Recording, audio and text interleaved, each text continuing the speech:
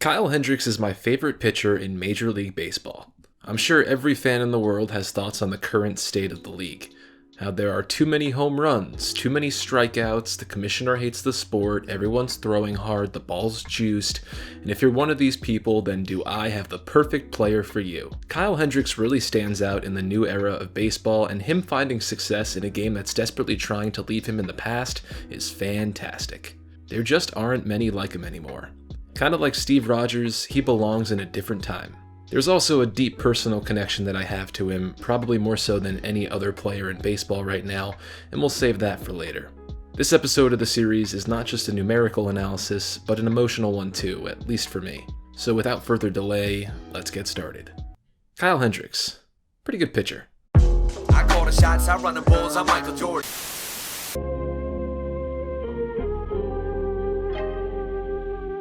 If I could sum up this entire video in only one sentence, it would be, Kyle Hendricks does not throw hard. Everything I talk about from here on, even when we get to the second half of the video, comes down to that one fact. He just doesn't throw hard. Yet he's still not only been one of the most consistent pitchers in baseball, but was even one of baseball's best at one point. This part of the video is dedicated to why he stands out and how he stands out. What are the features that make Kyle Hendricks so unique, and how does he actually do it? Let's first answer this question. How slow does he throw? Kyle Hendricks is a sinker ball pitcher, which sometimes is all you need to explain away his low average pitch speed. He made use of that pitch a little less than 42% of the time in 2019, but his sinker isn't much slower than his fastball, so it can't really be explained away like that. His fastball's hovered around 87 miles per hour for the past 3 seasons now, which is well below league average. In 2019, only fellow professor Jason Vargas threw slower on average for pitchers who threw at least 2,500 pitches. Hendricks just doesn't have the velocity that others do. Whether that's because of strength, mechanics, or a little bit of both, it really doesn't matter. With velocities at an all-time high, Hendricks' style of pitching really stands out, but not just because of how hard he throws, or doesn't. He's found a lot of success at the major league level, even though that style looks like it's on its way out. Hendricks isn't just some museum relic, but a museum relic that can pitch. Some forget that he was pretty damn close to winning a World Series and a Cy Young in one season, in only his 3rd year in the big leagues. Starting from year 1 in 2014, he has a career ERA of 3.12 in just over 1,000 innings. That's the 4th lowest among active qualifying pitchers, behind only Clayton Kershaw, Jacob deGrom, and Chris Sale, and ahead of Garrett Cole, Max Scherzer, and Justin Verlander. Kyle Hendricks has been better at run prevention in his career than 3 of the best pitchers of our time, with Cole being the closest of the latter 3 in years pitched. And if recent developments have taught us anything, this means he's more than deserving of $45 million a year on a short-term deal if he wants one. These are some of his other numbers from his first 7 years in the league, all with the Cubs. Now he doesn't have overpowering stuff, so those strikeout numbers aren't great, but in a video about Kyle Hendricks, we can look down on those who throw hard and strike people out. But clearly Hendricks doesn't need to strike people out to have success. Without any blowaway pitches in his arsenal, Hendricks has succeeded at run prevention because of his masterful quality of contact control and strike zone management.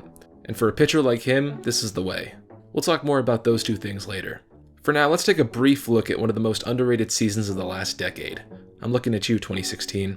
If it weren't for Max Scherzer and Cubs teammate Jon Lester, Hendricks would have won the National League Cy Young that year. But if it weren't for a World Series collapse and a front office willing to pay their entire roster less than the Angels pay Mike Trout, the Indians may be a World Series winning team with some fans and respect left. But instead of focusing on what ifs, let's focus on what was. Kyle Hendricks finished 2016 with a minuscule 2.13 ERA, which was one of the lowest for a Cubs pitcher over the previous handful of decades. deGrom and Snell in 18 have been the only 2 qualifying pitchers to best that since. Excluding 2020, the only other pitchers with an ERA that low in a single season this century have been Zach Greinke, Jake Arrieta, Clayton Kershaw, Roger Clemens, and Pedro Martinez. Hendricks hasn't been that good since, but he's still been good nonetheless. Sure, he's been good in a league that he doesn't seem to fit into, but he's breaking the system in more literal ways too. Projection systems more specifically. They just don't really work for him. Alex Chamberlain wrote about this in a recent Fangraphs article you can find linked in the description. If not, I'll share my favorite line from it. Quote, Hendricks is every projection system's known blind spot. Projection systems like Zips and others are at least somewhat effective at predictions for most pitchers, but there are some whose results deviate so much from the expectation that they simply can't be modeled using today's methods. Kyle Hendricks is one of those pitchers. You can kind of see that when you look at the somewhat stark difference between his expected and actual ERAs year by year. He's consistently defying expectations. Since his debut in 2014, there has been no other pitcher with a larger difference between his expected FIP and SIERA for his ERA, and the second largest difference between his ERA and FIP. Hendricks dominates with two core plans of attack: strike zone management and quality of contact control. In the era of all-or-nothing hitting featuring more strikeouts than ever before, Hendricks thrives on getting hitters to put the ball in play. And I think he makes baseball way more exciting than the average flamethrower because of it, and the game can use a lot more pitchers like him. When Hendricks had defied expectations in the past, people thought that luck had a lot to do with it. Stats like FIP and BABIP are a lot of the times two good indicators of how lucky a pitcher is getting once the ball leaves the bat. 2016 Kyle Hendricks had a really low 250 BABIP. League average that year was 300. People were giving luck too much credit and believing his ERA was more luck-based than skill-based though. While stats like this can be good indicators for the majority of players, there are always those outliers who don't conform to standard. These stats weren't taking into enough account the fact that Hendricks is a master at producing weak contact. Weak contact correlates really well with low BABIP, so I think that low BABIP, masquerading as luck, really came from Hendricks limiting hard contact better than he's ever done before. He had the highest soft percentage of any qualifying pitcher in Major League Baseball in 2016, and the fifth lowest of any pitcher in baseball in the years since 2016. He wasn't just getting lucky all the time. His low ERA was more skill-based and less luck-based than people gave him credit for at the time. Hendricks was one of two pitchers in 2016 to have a higher soft contact rate than a hard contact rate too. Now, due to momentum conservation, we expect hitters to make softer contact with slower pitches on average. Just think about what happens when you throw a handball against the wall softly, and now think about what would change if you were to throw it as hard as you could. That's what. And throwing slower does play a part in producing weaker contact, sure, but there are other, much more nuanced ways of inducing soft contact that Hendricks makes masterful use of. A large part of that is strike zone management and pitch location. The Shadow Zone, not to be confused with the Shadow Realm from Yu-Gi-Oh!, is the area of the plate shown on screen that starts on the dotted green rectangle and extends to the second to last outer rectangle. Kyle Hendricks has really good control over his pitches. He even walked fewer than a batter per 9 innings in 2020. That's Bernie Zone material. His walk rate has always been good, but over the last 3 seasons especially, it's been great. Hendricks, like Van Gogh, likes to paint. Unlike Van Gogh though, he's only worried about the corners. A shadow zone rate is exactly what it sounds like, the rate at which pitchers throw the ball in this zone, and the shadow zone is where Hendricks lives. Shadow zone rate is a statistic that has very low year-to-year correlation and fluctuates a lot due to random variation. That just means that a low shadow rate for one player in one year doesn't necessarily mean that they're likely to have the same or even a close shadow zone rate next year. You can combat the noise by looking at larger samples. This chart from Fangraphs shows shadow zone rates for 2 multi-year periods, 15 through 17 and 18 through 20. Kyle Picasso was second in both.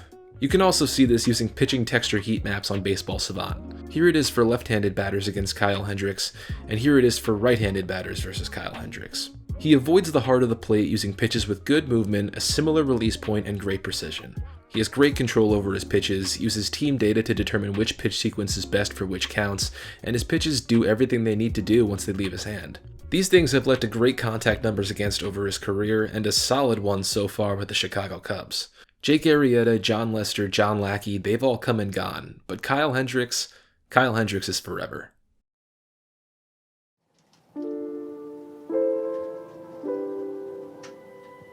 Now, my love for the pitcher goes beyond just the numbers.